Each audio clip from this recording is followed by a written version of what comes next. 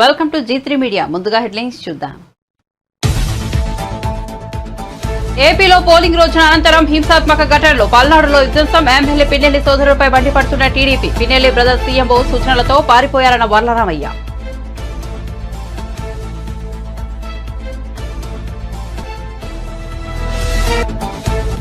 మాజీ మంత్రి మల్లారెడ్డి అల్లుడు రాజశేఖర రెడ్డిపై కేసు. పేట్ బషీర్లో 2.5 ఎకరాల స్థలం వివాదంలో కేసు. ఫెన్సింగ్ కూలగొట్టి దౌర్జన్యం చేశారని బాధితుల ఫిర్యాదు. మల్లారెడ్డికి మద్దతుగా వెళ్లిన అనుచరులపై కూడా కేసు.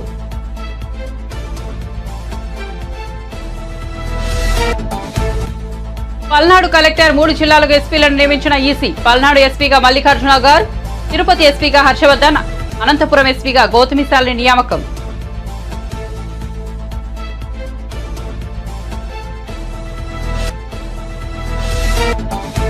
ఈ నెల 22 నాటికి నైరుతి బంగాళాఖాతంలో అల్పపీడనం. మే 24 నాటికి వాయుగుండం. ఏపీ తెలంగాణలో మోస్తరు నుంచి భారీ వర్షాలు. కోస్తాంధ్ర తెలంగాణ జిల్లాలో అక్కడక్కడ భారీ నుంచి అతి భారీ వర్షాలు.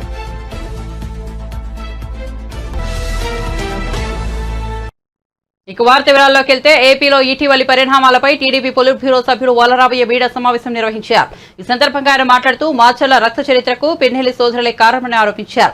పల్నాడు ఘటనలో జరగగానే ఇద్దరు తాడేపల్లి సీఎంఓకు పారిపోయి వచ్చారని, సీఎంఓ సూచనలు తీసుకున్న అనంతరం అక్కడి నుంచి పిట్టలు ఎదిగిపోయాయని వ్యాఖ్యానించారు. సిట్ అధికారులను, డీజీపీని, అక్కడున్న ఐజీని అడుగుతున్న ఎమ్మెల్యే పిన్నెల్లి రామకృష్ణారెడ్డిని, అతని తమ్ముడు వెంకట్రామరెడ్డిని వెంటనే అరెస్ట్ చేయాలని డిమాండ్ చేశారు. రాష్ట్రంలో ఈ రోజున వైకాపా నాయకుల వ్యవహార శైలి దొంగని అరుస్తున్నట్లుగా ఉంది. ఈ రోజున రాష్ట్రంలో జరిగిన ఈ అరాచకాలకి, ఈ దాడులకి, ఈ రక్త చరిత్రకి, రక్తపాతానికి కారణం ఎన్నికల కమిషన్ వాళ్ళ అనవసరమైన ట్రాన్స్ఫర్స్ అన్నట్లుగా చెప్పుకొస్తుంది. చాలా బాధాకరం. అంటే మీకు జరిగితేనేమో అది బ్రహ్మాండంగా చేసినట్టు ఎన్నికల కమిషన్, మీకు వ్యతిరేకంగా ఏదన్నా జరిగితే ఎన్నికల కమిషన్ అన్యాయం చేసింది అన్న. ఎలా అన్యాయం చేసింది? కొంతమంది తొలగించి ఆ ప్లేస్లో కొంతమంది ఎస్పీలని పోస్ట్ చేసింది.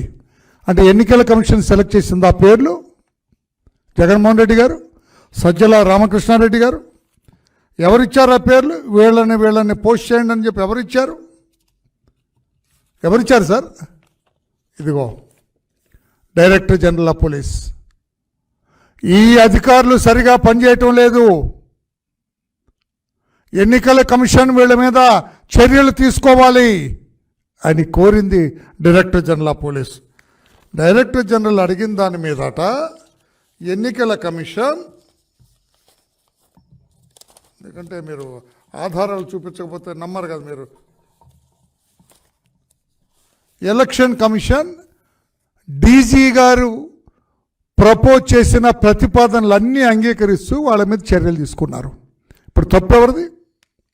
జగన్మోహన్ రెడ్డి గారు. గతంలో ఒకే రోజు డీజీపీని, చీఫ్ సెక్రటరీని, ఇంటెలిజెన్స్ డీజీని, పలువురు ఎస్పీలని 2019లో ట్రాన్స్ఫర్లు చేస్తే, ఆ పదవుల నుంచి తొలగిస్తే అబ్బో ఎలక్షన్ కమిషన్ బ్రహ్మాండంగా చేస్తే పోలీసుల కళ్ళు కప్పి పారిపోయారు. పారిపోయి ఎక్కడికి వచ్చారు? They have come down to CMO's office, chief minister ఆఫీస్కి వచ్చారు. ఇక్కడ తాడేపల్లి డైరెక్షన్స్ తీసుకొని పారిపోయారు. ఎగిరిపోయిన ఆ పిట్టలు. నేను అడుగుతున్నా, ఈ రోజున సిట్ అధికారులను అడుగుతున్నా, డీజీపీని అడుగుతున్నా, అక్కడ ఉన్న ఐజీ గారిని అడుగుతున్నా, వీళ్ళిద్దరిని వెంటనే అరెస్ట్ చేయాలి. మాచల్లో జరిగిన ఆ రక్త చరిత్రకు ఈ అన్నదమ్ములిద్దరే కారణం. ఎమ్మెల్యే పిన్నెల్లి రామకృష్ణారెడ్డి, అతని తమ్ముడిని వెంటనే అరెస్ట్ చేయాలని చెప్పి కూడా నేను డిమాండ్ చేస్తున్నా. పెట్రోల్ బాంబులు ఏంటండి? కర్రలు, కత్తులు, బరిసెలు, ఇనపరాడ్లు తీసుకొని పెరేడ్ చేయటం ఏంటండి? పోలీసులు వాళ్ళు వెంట నడవటం ఏంటండి? సభ్య సమాజంలో ఉన్నామా? ప్రజాస్వామ్యంలో ఉన్నామా? మనం ఏమన్నా అరాచక డిక్టటోరియల్ గవర్నమెంట్లో ఉన్నామా? అందుకే ప్రజాస్వామ్యంలో ఉన్నాం, రాజ్యాంగబద్ధంగా నడుస్తున్నామని చెప్పాలంటే either sit or IG Guntur వెంటనే ఇద్దరు అన్నదమ్ముల్ని అరెస్ట్ చేయాలని చెప్పి కూడా మేము డిమాండ్ చేస్తున్నాం. చంద్రగిరిలో మా నాయకుడు నాని మీద హత్యాయత్నం జరిగింది. హత్యాయత్నం ఉసుగొల్పింది, హత్యాయత్నానికి ప్లాన్ చేసింది ఎవరు? చెవిరెడ్డి భాస్కర్ రెడ్డి కాదా? అతని సన్ కాదా? మోహిత్ రెడ్డి కాదా? వాళ్ళిద్దరిని కూడా వెంటనే 307 ఐపీసీ కింద అరెస్ట్ చేయాలని చెప్పి కూడా డిమాండ్ చేస్తున్నాం. అప్పుడే పోలీసులు నిష్పక్షపాతంగా పనిచేస్తున్నారని నమ్మకం కుదురుతుంది. అక్కడ పిన్నెల్లి రామకృష్ణారెడ్డి బ్రదర్స్, ఇక్కడ తండ్రి కొడుకులు చెవిరెడ్డి భాస్కర్ రెడ్డి అతని కొడుకును కూడా అరెస్ట్ చేసి జ్యుడిషియల్ కస్టడీకి పంపాలా? ఇక్కడ తాడిపత్రి పెద్దారెడ్డి, కేతిరెడ్డి పెద్దారెడ్డి, నేను అనకూడదు, అతను ఒక మానవుడండి. అతను మనిషి రూపంలో ఉన్న రాక్షసుడు. అతను ఇంట్లోంచి వెళ్ళిపోమంటే ఏపీలో ఎన్నికల నేపథ్యంలో జరిగిన అల్లర్లు తీవ్ర కలకలం రేపాయి. పోలింగ్ రోజున మరుసటి రోజు కూడా చాలా చోట్ల టీడీపీ, వైసీపీ శ్రేణుల మధ్య పెద్ద ఎత్తున ఘర్షణ వాతావరణం చోటు చేసుకుంది. ఈ అల్లర్లను సీరియస్ గా తీసుకున్న ఈసీ ఆయా జిల్లాల ఎస్పీలను సస్పెండ్ చేసిన సంగతి తెలిసిందే. సస్పెండ్ చేసిన ఎస్పీల స్థానంలో కొత్త ఎస్పీలను నియమిస్తూ తాజాగా ఉత్తర్వులు జారీ చేసింది ఎన్నికల సంఘం. తిరుపతి జిల్లా ఎస్పీగా హర్షవర్ధన్, పల్నాడు జిల్లా ఎస్పీగా మల్లికాగార్, అనంతపురం జిల్లా ఎస్పీగా గౌతమిశాలను నియమిస్తూ ఉత్తర్వులు జారీ చేసింది ఎన్నికల సంఘం. అలాగే పల్నాడు జిల్లా కలెక్టర్గా లట్కర్ షీకేజ్ బాలాజీ నియమిస్తూ ఉత్తర్వులు జారీ చేసింది ఈసీ. ఏపీలో పోలింగ్ ముగిసినప్పటికీ ఎన్నికల వేడి మాత్రం ఇంకా చల్లారలేదు. ఈసారి ఎన్నికలు మునుపటి కంటే హోరహోరగా సాగాయి. పోలింగ్ రోజున పలు చోట్ల అల్లర్లు జరగగా పోలింగ్ మరుసటి రోజు పల్నాడు, తిరుపతి, అనంతపురం జిల్లాలో జరిగిన అల్లర్లు రాష్ట్రంలో కలకలం రేపాయి. ఈ ప్రాంతంలో వైసీపీ, టీడీపీ శ్రేణుల మధ్య తీవ్రస్థాయిలో ఘర్షణలు నెలకొన్నాయి. ఈ అల్లర్లను సీరియస్ గా తీసుకున్న ఈసీ ఆయా ప్రాంతాల్లో 144 సెక్షన్ విధించి 3 జిల్లాల ఎస్పీలను సస్పెండ్ చేసి కొత్త ఎస్పీలను నియమించింది. ఈ క్రమంలో పల్నాడు జిల్లాకు మల్లికాగార్ అనే మహిళా ఎస్పీని నియమించింది. తీవ్రస్థాయిలో ఉద్రిక్తత నెలకొన్న పల్నాడు జిల్లాకు మహిళా ఎస్పీ నియమిస్తూ ఈసీ తీసుకున్న నిర్ణయంపై సర్వత్రా ఆశ్చర్యం వ్యక్తమవుతోంది. ఈ నేపథ్యంలో మల్లికా గార్ ఎవరు అన్న చర్చ మొదలైంది. వివరాల్లోకి వెళ్తే మల్లిక గతంలో ఒంగోలు, తిరుపతికి ఎస్పీగా పనిచేశారు. ఈ ప్రాంతాలకు మల్లిక మొదటి మహిళా ఎస్పీ కావడం విశేషం. ఒంగోలులో ఎస్పీగా ఉన్న సమయంలో మల్లిక తప్పు చేసి హెడ్ కానిస్టేబుల్ నుండి ఎస్ఐ, డీఎస్పీ వంటి అధికారులపై కూడా చర్యలు తీసుకున్న ఘటనలు ఉన్నాయి. అయితే తిరుపతి జిల్లా ఎస్పీగా బాధ్యతలు తీసుకున్న 3 వారాల్లోగే మల్లిక బదిలయ్యారు. వైసీపీ నేతల ఫిర్యాదులతో ఆమెను విజయవాడ సిఐడి ఎస్పీ నియమించింది ప్రభుత్వం. మల్లికా గారి విధుల్లో నిర్లక్ష్యాన్ని అసలు సహించేది కాదని, ఆమె పేరు చెబితే అవినీతి పోలీసు అధికారుల వెంటలో వణుకు పుడుతుందని టాకుతాయి. మల్లికా ట్రాక్ రికార్డు గురించి తెలిసిన వారు పల్నాడు ఎస్పీగా ఆమెను నియమించడం సరైన నిర్ణయమని అభిప్రాయపడుతున్నారు. ఉద్యోగం ఆశ చూపించి మానవ అక్రమ రవాణా చేస్తున్న ముఠాను పోలీసులు గుర్తించారు. విదేశాల్లో డేటా ఎంట్రీ ఉద్యోగాల పేరుతో ఆంధ్రప్రదేశ్, పశ్చిమ బెంగాల్ రాష్ట్రాల నుంచి హ్యూమన్ ట్రాఫికింగ్ జరుగుతున్నట్లు వారు తెలిపారు. ఏపీ నుంచి 150 మందికి పైగా తరలించినట్లు గుర్తించామని విశాఖ సిపి రవిశంకర్ ఐఎన్ఆర్ వెల్లడించారు. దాదాపు 5,000 మంది వివిధ దేశాల్లో యువత వారి చేతుల్లో ఉన్నట్లు నిర్ధారించారని తెలిపారు. ఈ కేసులో 3 పోలీసులు అరెస్ట్ చేశారు. ఫెడిక్స్ టాస్ గేమ్ పేరిట సైబర్ నేరాలు చేయడంతో ఈ అమాయకులను వాడుకుంటున్నారని విశాఖ సిపి పేర్కొన్నారు. అక్కడి నుంచి కంబోడియాకు వీరిని హ్యూమన్ ట్రాఫికింగ్ చేస్తున్నారని, నిరుద్యోగుల వద్ద నుంచి 1,50,000 వరకు వసూలు చేశారని చెప్పారు. 80,000 రూపాయలు అందులో కంబోడియా దేశంలో ఏజెంట్కి ఇస్తారని చెప్పుకొచ్చారు. డేటా ఎంట్రీ ఉద్యోగాలను చెప్పి ఆన్లైన్ స్కామ్లు చేస్తారని, వీరికి ట్రైనింగ్ ఇస్తున్నారని సిపి రవిశంకర్ ఐఎన్ఆర్ వెల్లడించారు. నిరుద్యోగులు విదేశాల్లో ఉద్యోగం అనగానే మోసపోవద్దని ఆయన సూచించారు. కొంచెం ఆలోచించి నిర్ణయం తీసుకోవాలని సూచించారు. మన మన మన ఇండియాని దెబ్బతీయాలని చెప్పేసి ఈ విధంగా అక్కడ నడిపిస్తున్నారని సమాచారం.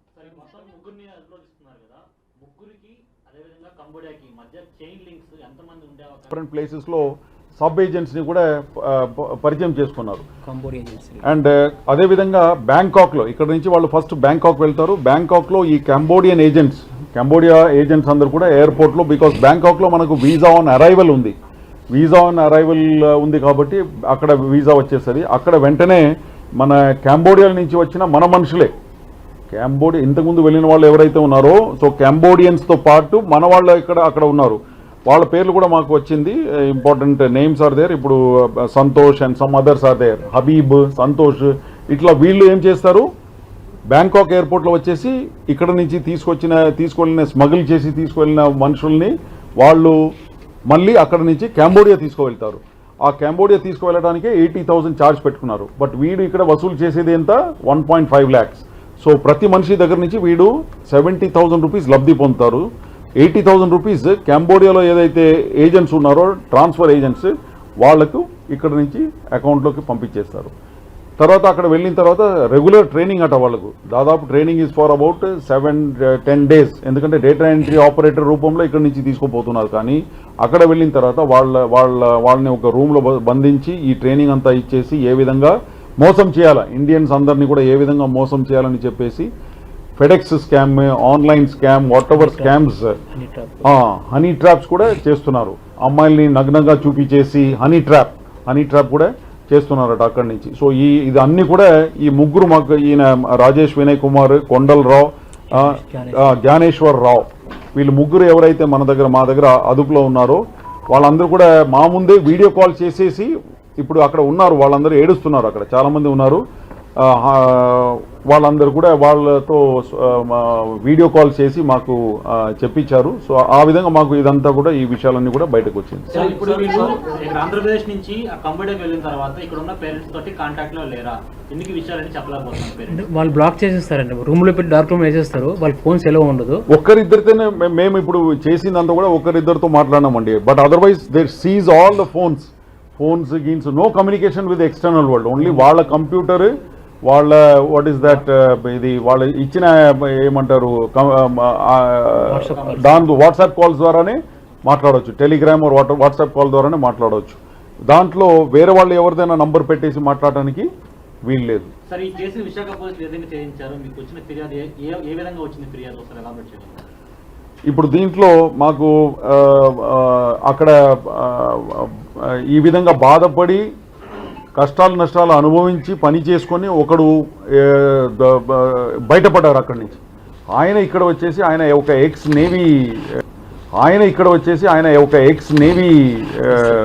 X navy person.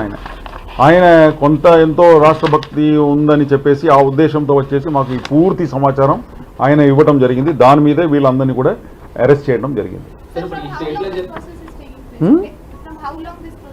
This is going on for last more than 2 years, I suppose. 2 years, yeah.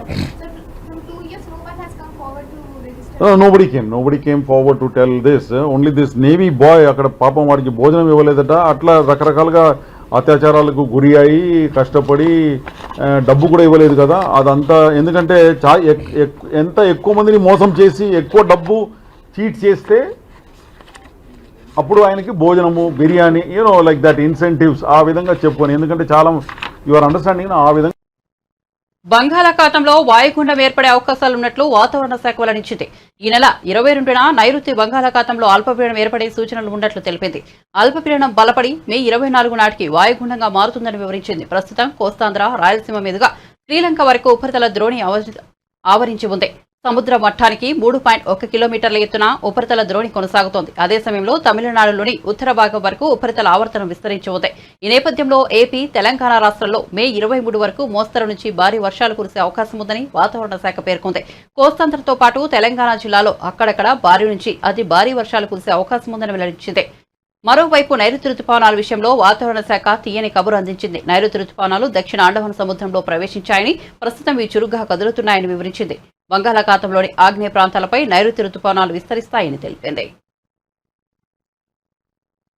ఇటీవల పలువురు నేతలు బస్సులు, రైళ్లలో ప్రయాణిస్తూ ప్రజలకు చేరబోతున్నారు. ఇక మోదీ, ద్రౌపది ముర్ము, కేంద్ర మంత్రులు ఇలా అందరూ ఢిల్లీలో మెట్రోలో ప్రయాణించి స్థానికులతో ముచ్చటించారు. తాజాగా కేంద్ర ఆర్థిక మంత్రి నిర్మలా సీతారామన్ కూడా ఢిల్లీ మెట్రోలో ప్రయాణించారు.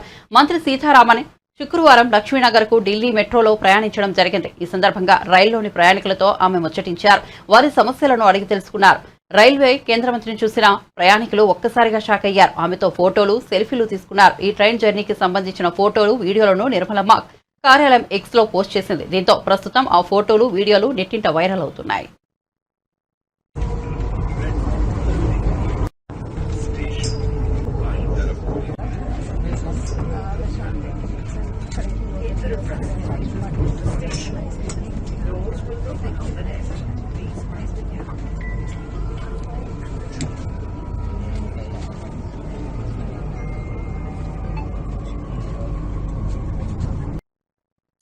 పోలీస్ ప్రభుత్వ సహకారంతో తమ భూమిలో అక్రమంగా ప్రవేశించడమే కాకుండా నిర్మాణాలను కూల్చివేశారంటూ ఎమ్మెల్యే మల్లారెడ్డి ఆరోపణలు చేశారు.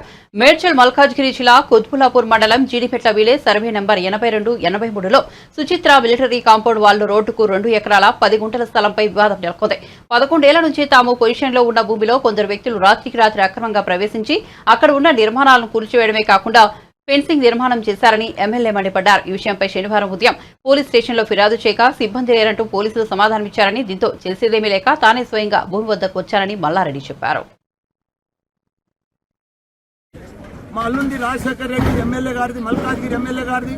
అదే మాదిరిగా ఇక్కడ నా జాగా నా కొడుకులది, ఇద్దరిది. 14 ఏళ్ల కింద 15 ఏళ్ల కింద కొన్నాం. ఇది 40 ఏళ్ల సంఖ్య ఒక మానవాయనకు ఉండే. ఇక్కడ 2 ఎకరాల చిల్లర ఉంది. ఇది మేము అప్పటి సంది మా డాక్యుమెంట్స్ ఉన్నాయి, కొన్నాము. అంతకుముందు కూడా 40 ఏళ్ల సంది ఆ కంపౌండ్ వాళ్ళు కూడా 40 ఏళ్ల కింద పెట్టే కంపౌండ్ వాళ్ళే. మాకు పర్మిషన్స్ ఉన్నాయి, ట్యాక్సులు కడుతున్నాము, కరెంట్ మీటర్లు ఉన్నాయి మా పేర్ల మీద. మొత్తం ఆటోలకు మేమే కిరాయికి ఇచ్చినాము. ఇవన్నీ కూడా మేమే కిరాయికి ఇచ్చినాము. ఇవన్నీ జాగాలో ఉండి వాళ్ళు ఇప్పుడు దౌర్జన్యంగా మాకు కూడా రాత్రి 1 గంట సంది ఇక్కడ టెంట్ వేసుకొని బీర్లు బిర్యానీ 100 మంది రౌడీలను తీసుకొచ్చి రాత్రి గడపారాలు తీసుకొని గొడవలు తీసుకొని సంపేతానికి వచ్చి ఇవన్నీ కూడా రేకులు వేసి మా మీదకి వస్తున్నారు. ఇప్పుడు ఆ శ్రీనివాసరెడ్డి అయినట్టు మా సిఐ ముంగట్టే మా మీదకి వచ్చాడు. ఇప్పుడు ఎవడరా నువ్వు నా మీదకి వచ్చాడు, అది కూడా రికార్డ్ అయ్యింది. ఇంత దౌర్జన్యమా ఆయన కాంగ్రెస్ వాళ్ళు ఇంత దౌర్జన్యం చేసి ఆ లక్ష్మణ్ అన్నాడు విప్పు. మొదటి సంది కూడా నా దానికి వస్తూనే ఉన్నారు. 8 నెలల సంది నడుస్తుంది. ఏదైనా ఉంటే టీ పని చేసుకొని మీ జాగా అవతల ఉన్నది, మిలిటరీలో పోయింది, మాకు సంబంధం లేదు. మా డాక్యుమెంట్స్ ఉన్నాయి, మా డాక్యుమెంట్లు జూమ్గా ఏదున్నా మీరు తీసుకోమని చెప్పినాం, సర్వే చేయమని చెప్పినాం, టీ పని పెట్టమని చెప్పినాం. కానీ రాత్రి ఎలక్షన్లో తెల్లారి ఇట్లా అందరము మాకు కూడా తెలియదు. కొంతమంది వచ్చి మా వల్ల సెల్ ఫోన్లన్నీ గుంజుకొని ఆటోలకంతా ఆటో షెట్లన్నీ గులగొట్టి అక్కడ పెద్ద షెడ్ ఉండే, ఆ షెడ్ అంతా చూడు ఎంత దౌర్జన్యం చేసింది. ఇంత దౌర్జన్యం చేస్తే ఎట్లా మేము ఒక ఎమ్మెల్యేలమే మామూలు ప్రజలకు ఏముంటుంది చెప్పు. నేను సిఐ గారికి కూడా 8:30కే ఫోన్ చేసిన, ఆయన కూడా వస్తున్నాడు. ఏసీపీకి చేసిన, డీసీపీ మేడంకు చేసిన. ఇప్పుడే వాళ్ళు వచ్చారు, వాళ్ళు వచ్చినాక ఇంకో ఉండేవాళ్ళంతా పోయి ఇప్పుడు. కాబట్టి ఆ శ్రీనివాసరెడ్డి కూడా ఇన్నే ఉన్నాడు. ఇప్పుడు ఆయన ఇప్పుడు అరేంజ్ చేయమని చెప్తున్నాను నేను. ఎందుకంటే మా జాగల వాళ్ళకి ఏదైనా ఇంజక్షన్ ఆర్డర్ ఉంది, వాళ్ళకి ఏదైనా డాక్యుమెంట్ ఉంది, వాళ్ళకి ఏదైనా ల్యాండ్ ఉంది. నువ్వు సర్వే చేసి తీసుకో, టీ పని పెట్టు, మా డాక్యుమెంట్ మేము చూపిస్తాం. మా డాక్యుమెంట్ సరిగా లేకపోతే ఇచ్చేసే వాళ్ళకే మేము తయారున్నాం. ఇప్పుడు 8 ఏళ్ల సంది చూపిస్తూనే ఉన్నాం. పోలీస్ స్టేషన్లో డాక్యుమెంట్ ఆల్రెడీ రికార్డ్ అయి ఉన్నది. మాది ఒక్క 1% కూడా తప్పు లేదు. కానీ ఒక 2 ఎమ్మెల్యేల జాగాలు కబ్జా పెడుతున్నారంటే ఏంది ఇది? 100 మంది రౌడీలు వచ్చి వాళ్ళకి సంబంధించిన కేసులు కూడా ఉన్నాయని చెప్పేసి వాళ్ళు ఉంటే తీసుకోమను, టీ పని పెట్టమను, సర్వే చేయమను, డాక్యుమెంట్ చూపిమను, కోర్టుకు రమ్మను, డాక్యుమెంట్ చూపిమను. ఇది ఒక్కనాడు కాదు కదా, మా డాక్యుమెంట్ చూడమను, మా తప్పు ఉంటే అలానే తీసుకోమను, మేము విడిచిపెట్టిపోతాం ఇడికెళ్ళి. ఈ సర్వే నెంబర్ ఎంత ల్యాండ్? అది 82 సర్వే నెంబర్. ఎంత ల్యాండ్? మాది 2 ఎకరాలు 10 గుంటలు. 82, 83. 2 నెలల కింద యాక్షన్ తీసుకోవట్లేదు వాళ్ళ మీద. పొద్దున మేము ఇప్పుడు డైరెక్ట్ వచ్చి కన్ఫ్రంటేషన్ చేసుకోవద్దు అని పోలీస్ స్టేషన్కి వెళ్ళినాం. పోలీస్ స్టేషన్లో రిపోర్ట్ ఇచ్చినాం. రిపోర్ట్ ఇచ్చి సిఐ గారికి, ఏసీపీ గారికి, మళ్ళా డీసీపీ గారికి కూడా ఫోన్ చేయడం జరిగింది. ఫోన్ చేసినా వాళ్ళు రెస్పాన్స్ ఇవ్వలేదు. అంటే ఏవో పనులు ఉన్నాయని చెప్తున్నారు. మేము చెప్తున్నాం యాజ్ ఏ 2 ఎమ్మెల్యేలమే డైరెక్ట్ మా ప్రాపర్టీ మీదకి మేము పోతున్నాం. ఇంకా మాకు ఏదైనా ప్రాణహాని ఉన్నా మీదే బాధ్యత అని చెప్పి పంపిస్తే అప్పుడు పోలీసు వాళ్ళు వచ్చింది. ఇక్కడ ట్రెస్పాస్ చేసి నిన్న మా అన్ని ప్రాపర్టీలు కూలగొట్టి వాళ్ళు ట్రెస్పాస్ చేసిందంటే వాళ్ళ మీద కేసు చేయట్లేదు, కానీ మమ్మల్ని ఆపడానికే ప్రయత్నం చేస్తారు. సీఎం రేవంత్ రెడ్డి అధ్యక్షతన జరిగే కేబినెట్ సమావేశంలో రైతుల పట్ల సానుకూల నిర్ణయాలు తీసుకోవాలని కోరుతున్నట్లు బీఆర్ఎస్ పార్టీ సీనియర్ నాయకులు వినోద్ కుమార్ పేర్కొన్నారు. తెలంగాణ భవన్లో వినోద్ కుమార్ మీడియాతో మాట్లాడారు. సాయంత్రం జరిగే కేబినెట్ లోనూ ఆయన రైతుల గురించి మంచి నిర్ణయాలు తీసుకోవాలని కోరుతున్నామన్నారు. రైతు బంధు పథకం గురించి చర్చించాలి. ప్రధానితో సహా చాలా మంది రైతు బంధు పథకాన్ని స్వాగతించారు. పీఎం కిసాన్ పథకానికి పూర్తి రైతు బంధు అని పేర్కొన్నారు. పంట కోతల తర్వాత రేవంత్ రెడ్డి ప్రభుత్వం రైతు బంధు ఇచ్చింది. రాష్ట్రంలో ఇప్పటి వరకు రైతు భరోసా అమలు కాలేదు. రైతు భరోసా అమలు చేసి ఎకరాకు 15,000 ఇవ్వాలని, రైతుల పట్ల సానుకూల నిర్ణయం తీసుకోవాలని కోరుతున్నామని వినోద్ కుమార్ పేర్కొన్నారు. మొదటిసారి ముఖ్యమంత్రి కానివ్వండి, మొదటి 6 మాసాలు చాలా ముఖ్యం. ఆయన పెర్ఫార్మెన్స్ గ్రేడింగ్ అనేది అక్కడనే జరిగిపోతుంది. ప్రజలు, ఓటర్ మహాశయులు ఈ మొదటి 6 మాసాల్లో బట్టే అంచనా వేస్తారు. కొత్తగా ఎన్నికైన ఎమ్మెల్యే ఉండడం మొదటి 6 మాసాల్లో పెట్టే ప్రజలు ఒక నిర్ణయానికి వచ్చేస్తారు. ఇంకా మా ఎమ్మెల్యే పని చేసేటోడు, మా ఎమ్మెల్యే పని చేయనోడు, మా ఎమ్మెల్యే బాతకాన్ని పెట్టేటోడు, లేకపోతే మా ఎమ్మెల్యే శ్రమించేటోడు, అది మొదటి 6 మాసాల బట్టి నిర్ణయం చేస్తారు. ప్రజాప్రతినిధి ఒక అంచనా వేయడం అనేది ప్రజలు మొదటి 6 మాసాలు సమయం ఇస్తారు, తప్పులేదు. ఇక్కడ 6 మాసాలు నిండుతున్నటువంటి సందర్భంలో ఈరోజు ముఖ్యమంత్రి గారు కేబినెట్ సమావేశం ఏర్పాటు చేశారు. ఈ కేబినెట్ సమావేశంలో అయినా మంచి నిర్ణయాలు తీసుకోవాలని చెప్పి నేను వారికి తెలియజేయదలుచుకున్నాను. ఎందుకంటే ప్రజాస్వామ్య వ్యవస్థలో అధికారంలో ఉన్నటువంటి వ్యక్తులు కానీ, మంత్రులు కానివ్వండి, శాసనసభ్యులు కానివ్వండి, ముఖ్యమంత్రులు కానివ్వండి, ప్రధానమంత్రులు కానీ ప్రతిపక్ష మాటలు అది రుచించినా రుచించకపోయినా వినడం భావ్యం. నేను ఈరోజు రేవంత్ రెడ్డి గారిని మీరు ఈరోజు కేబినెట్లో తీసుకుపోయే ముందు నిర్ణయాలలో రైతు బంధు అనేటువంటి పథకం గురించి వెళ్ళి క్లుప్తంగా నేను చెప్పదలుచుకున్నాను. ఇది భారతదేశంలో మొదటిసారి ఇలాంటి ఆలోచన చేసి ఈ పథకాన్ని రచించి ప్రజలకి రుచించే విధంగా ఆలోచన చేసి అమలు చేసింది కల్వకుంట్ల చంద్రశేఖరరావు గారి నాయకత్వాన ముఖ్యమంత్రిగా ప్రభుత్వం తీసుకున్న నిర్ణయం ఇది. ప్రధానమంత్రి గారితో సహా చాలామంది ఎంపీలు, ఆ రోజు నేను ఎంపీగా ఉంటే పార్లమెంట్లో, స్వాగతించారు. ఈ గొప్ప ఆలోచన చాలా గొప్పగా ఉంది, మా రాష్ట్రంలో మేము అమలు చేస్తామని చెప్పేసి 2-3 రాష్ట్రాలు వాళ్ళ ముఖ్యమంత్రులు కూడా ఇక్కడికి అధికారులను పంపించి ఆలోచన చేసి దాన్ని అమలు చేశారు. ముఖ్యంగా ప్రధానమంత్రి మోడీ గారు కూడా పిఎం కిసాన్ అనేటువంటి పథకాన్ని కూడా దీన్ని దృష్టిలో పెట్టుకొని ఆలోచన చేసి అమలు చేశారు, అమలు అవుతుంది. రైతు బంధు అనేటువంటి పథకము ఎందుకో ఆలోచన చేశారు. ఇది గౌరవ ఆనాటి తెలంగాణ రాష్ట్ర తొలి ముఖ్యమంత్రి కల్వకుంట్ల చంద్రశేఖరరావు గారు, మేమందరం కూడా ఆ చర్చల్లో పాల్గొన్నాం. రైతుకి ఒక పెట్టుబడి ఇవ్వాలని, ఒక ఇన్వెస్ట్మెంట్స్ సబ్సిడీలు ఇస్తారు. 75 స్వతంత్రం వచ్చిన తర్వాత స్వతంత్ర భారతదేశంలో చాలా ప్రభుత్వాలు సబ్సిడీలు ఇచ్చాయి. కానీ this is nothing but investment, capital investment. Jagan విధానాలు అరాచకాలను ప్రశ్నించినందుకే తనను కిడ్నాప్ చేసి దాడి చేశారని ఎన్ఆర్ఐ వైద్యుడు లోకేష్ కుమార్ ఆరోపించారు. గన్నవరం ఎయిర్పోర్ట్లో ఉన్న తనను సీఎం సెక్యూరిటీ అధికారులు గుర్తుపట్టి అకారణంగా అరెస్ట్ చేయించారని ఆగ్రహం వ్యక్తం చేశారు. ఛాతీ నొప్పి వస్తోందని చెప్పినా వినకుండా పోలీసులు తనను హింసించారని ఆవేదన వ్యక్తం చేశారు. అమెరికా పౌరుడైన తన పట్ల పోలీసులు అధికారులు దౌర్జన్యంగా ప్రవర్తించారని మండిపడ్డారు. అమానుషంగా ప్రవర్తించిన పోలీసులపై ప్రైవేట్ కేసులు పెట్టి వారిపై చర్యలు తీసుకునే వరకు పోరాడతానని లోకేష్ కుమార్ స్పష్టం చేశారు. అంటే వాళ్ళు ఏమన్నా చేయదలుచుకుంటే నన్ను they had to take permission from airport security first, then they had to inform law and justice in Delhi, then they had to inform my US embassy. If I did anything wrong, sitting there is not comes under any A violation చేయలేదండి. కాబట్టి ఈ authorities అన్నింటినీ violate చేసి వాళ్ళు అసలు నన్ను touch కూడా చేయకూడదండి.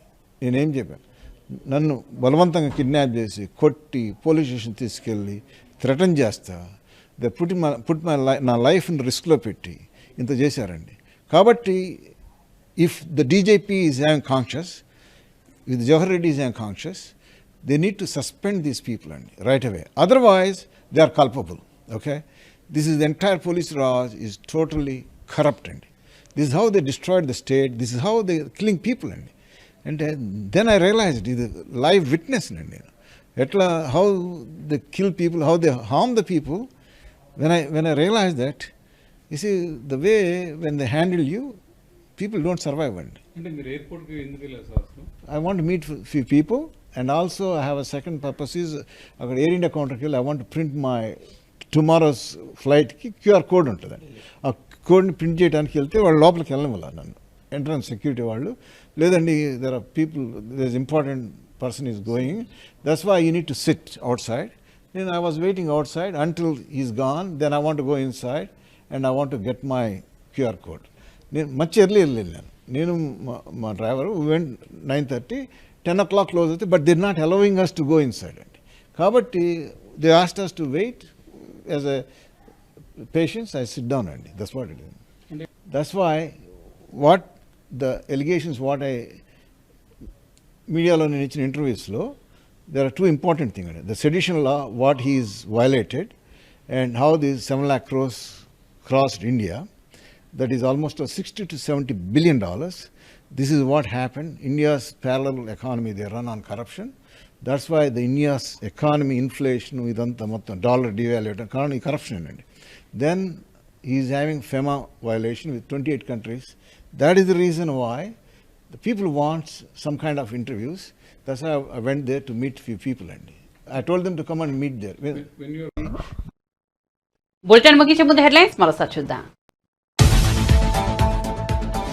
ఏపీలో పోలింగ్ రోజున అనంతరం హింసాత్మక ఘటనలు, పల్నాడులో విధ్వంసం, ఎమ్మెల్యే పిన్నెల్లి సోదరులపై మండిపడుతున్న టీడీపీ, పిన్నెల్లి బ్రదర్స్ సీఎంఓ సూచనలతో పారిపోయారన్న వల్లరామయ్య.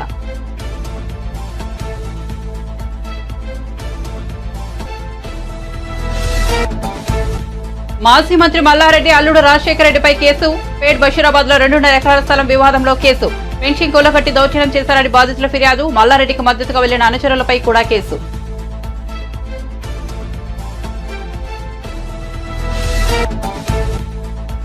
పల్నాడు కలెక్టర్ 3 జిల్లాలకు ఎస్పీలను నియమించిన ఈసీ, పల్నాడు ఎస్పీగా మల్లికాగార్, తిరుపతి ఎస్పీగా హర్షవర్ధన్, అనంతపురం ఎస్పీగా గౌతమిశాలని నియామకం.